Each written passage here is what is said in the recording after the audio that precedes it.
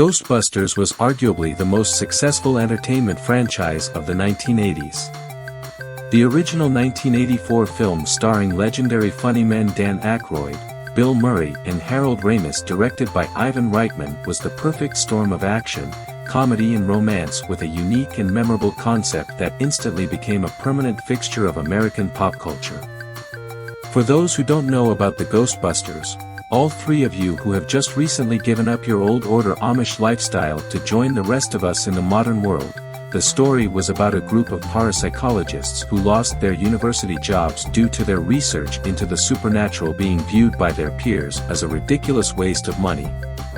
It didn't help that Murray's character Peter Venkman was a sleazeball using his career to take advantage of female students. Out on their rear ends and needing to make cash, the three discover a real live dead ghost at the New York Public Library and hit upon a brilliant idea to make money, charging people to remove malevolent spirits from their homes and businesses, becoming some kind of insane supernatural cross between firefighters and exterminators.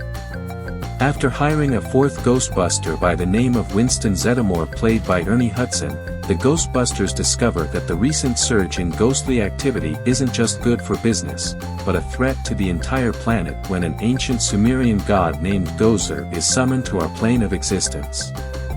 As the only ones with the necessary equipment and know-how, the team is forced to battle this primordial force and save the world.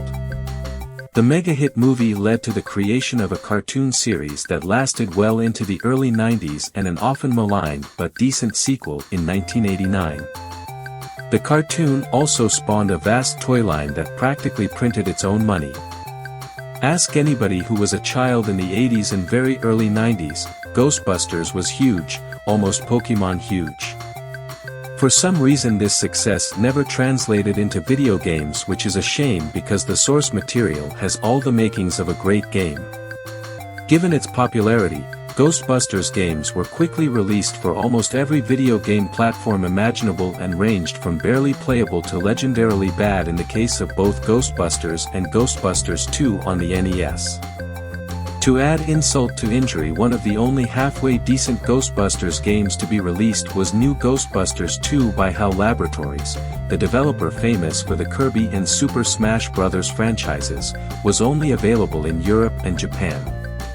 North America did get the Game Boy version, but it wasn't nearly as good as its NES brother. Ghostbusters fans would have to wait until 2009 for the original writers and actors to return to help craft Ghostbusters the video game for all current consoles, which finally contained good gameplay in most versions accompanied by great writing, acting and a canonical story that was spiritually Ghostbusters 3. This brings us to our review for this installment of Sega Scrutiny, which is, you guessed it, Ghostbusters for the Sega Genesis, both developed and published by Sega themselves. The Sega Ghostbusters is an oddity first and foremost because it doesn't completely suck, and secondly because the game follows its own original story taking place sometime between the first and second movie. Most other Ghostbusters games attempted to just shoehorn in the movie storyline. It was released in 1990, which was not to its benefit as Ghostbusters was on the decline after the lackluster second film. The cartoon was still trucking along, but that too was suffering from worsening quality. The franchise was beginning to implode in terms of popularity. The game also battled consumer distrust. Since other Ghostbusters games were monumental flops, people weren't exactly running out to buy this one. All of these reasons helped the game fall into relative obscurity. The storyline isn't necessarily a good one, but at the very least it sets the stage for your adventure. After defeating Gozer the Gozerian in the original movie, the Ghostbusters basically put themselves out of business. Supernatural activity around New York City was suddenly non-existent. This suddenly changed as mysterious earthquakes began to occur along with new hauntings for the Ghostbusters to investigate. The mystery deepens with the discovery of ancient puzzle pieces that the boys in gray must hunt down and combine in the hope of discovering the underlying cause of the disturbances. The writing is pretty poor and badly presented since the game doesn't care which Ghostbuster you choose.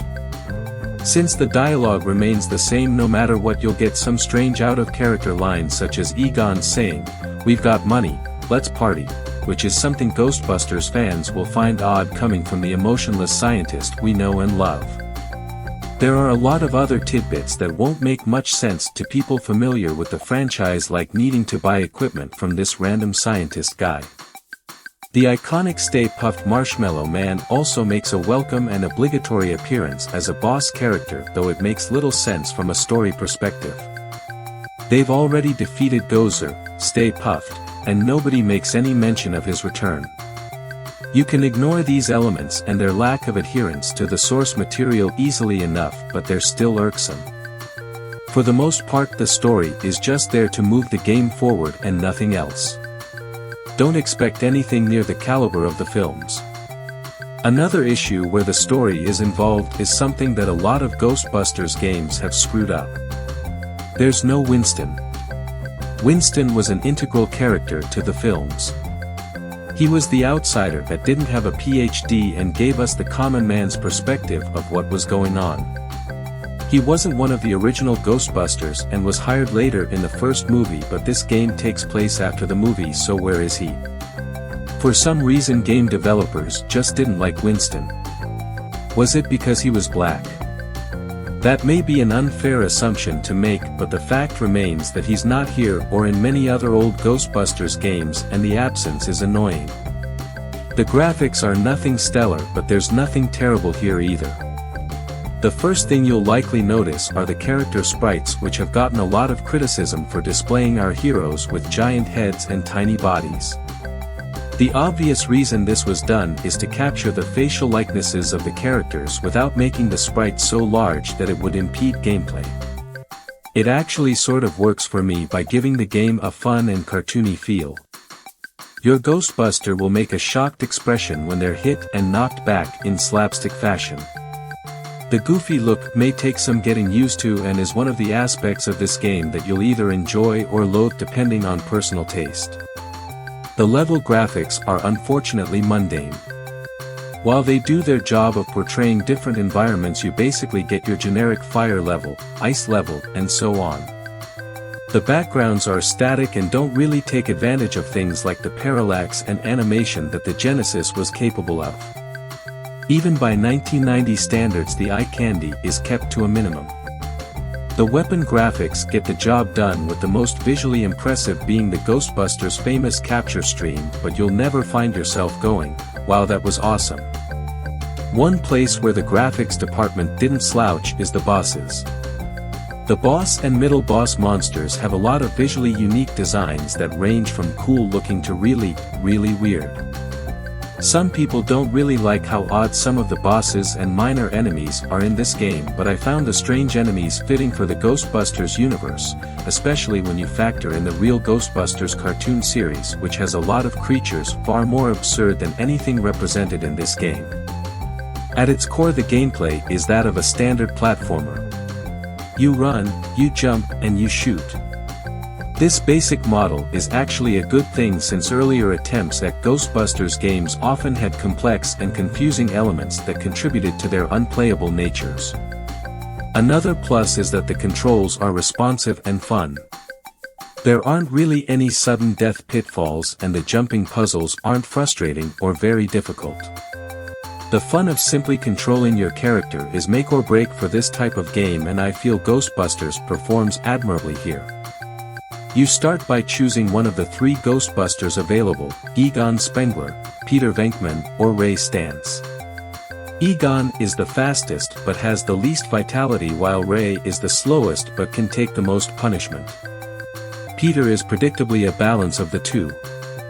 While it really doesn't matter which Ghostbuster you choose, I've found Ray to be the easiest, since speed isn't a major factor and it takes a lot to kill him.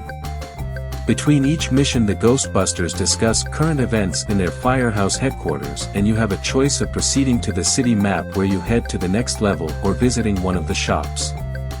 Although you can choose what level you want to go to out of the first 4 levels in Mega Man style, it works best to just do them in the order given to you.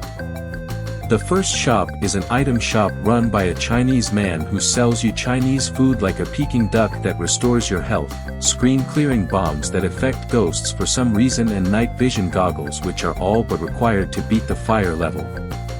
It's a pretty strange combination that's not worth questioning.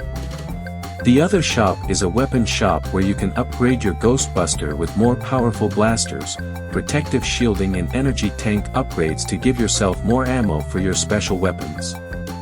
Why you have to go to a store and buy anti-ghost weapons is beyond me, since Egon is supposed to have invented them. Only a few of the special weapons are particularly useful, unfortunately.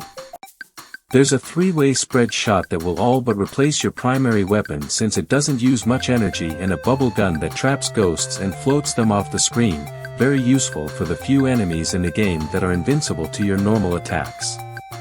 Other weapons include a slow but very powerful single shotgun and an explosive shot with an area effect that's good for groupings of enemies but uses a lot of your energy. Fortunately, it's not all spiritual annihilation, and you do get to capture some ghosts with your trusty proton stream and ghost trap, just like in the movies. Each level has a number of middle ghosts you must defeat, essentially middle bosses, before you can move on to the final boss. The middle bosses are the only enemies you need to capture, but first you have to beat the tar out of them.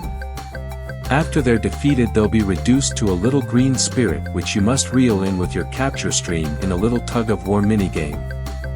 Once you get the ghost close enough to the trap, it will automatically trigger and suck the ghoul in. The capture minigame is a bit awkward and sometimes difficult because the ghost can leave the screen and escape. Occasionally this will happen without even giving you a chance to capture the ghost, depending on where the middle ghost is on the screen when you defeat it. You only get paid for defeating the middle ghosts if you actually capture them, and since money is important for buying new items, this can be extremely frustrating until you manage to master ghost wrangling. The game also allows you to grind for money if you need to, sort of, by placing safes in the levels. You blow up the safes to see what's inside, and it will either randomly be a bomb that will blow up and hurt you or a bag of money. You can leave the level by returning to the beginning and exiting, which resets the safes so you can try your luck again. You also get a small amount of money for defeating regular enemies. If you're patient, you can fully arm your Ghostbuster at the very beginning of the game. The game's difficulty is low, but it's not mindlessly simple. The bosses are interesting and rough at first, but they all have conquerable attack patterns that most experienced gamers will master quickly. The game is also short, with only 6 levels, though the difficulty understandably heightens in the last 2. It shouldn't take the average person very long to get through the entire game, and while extra lives are rare, you're given plenty of continues should you need them. Regaining health is done by either leaving the level and visiting the item shop or using the Peking duck. You can also find health and energy restoring balls by destroying the famous and recognizable ghost Slimer of cartoon and movie fame. Slimers will show up in predetermined locations, but they're few and far between. Ghostbusters for the Genesis isn't going to be mistaken for one of the greatest games ever made, but compared with other Ghostbusters games of the time, it stood far above the competition. It's a serviceable platformer that fans of the genre and fans of the franchise will no doubt enjoy. Despite some strange design choices and unnecessary liberties taken with the source material, it still lives up to its Ghostbusters namesake and is well worth your time. Except for new Ghostbusters 2 and the modern games, there's really no other Ghostbusters title you can say that about. Bustin' makes me feel good, and so does this frequently overlooked game.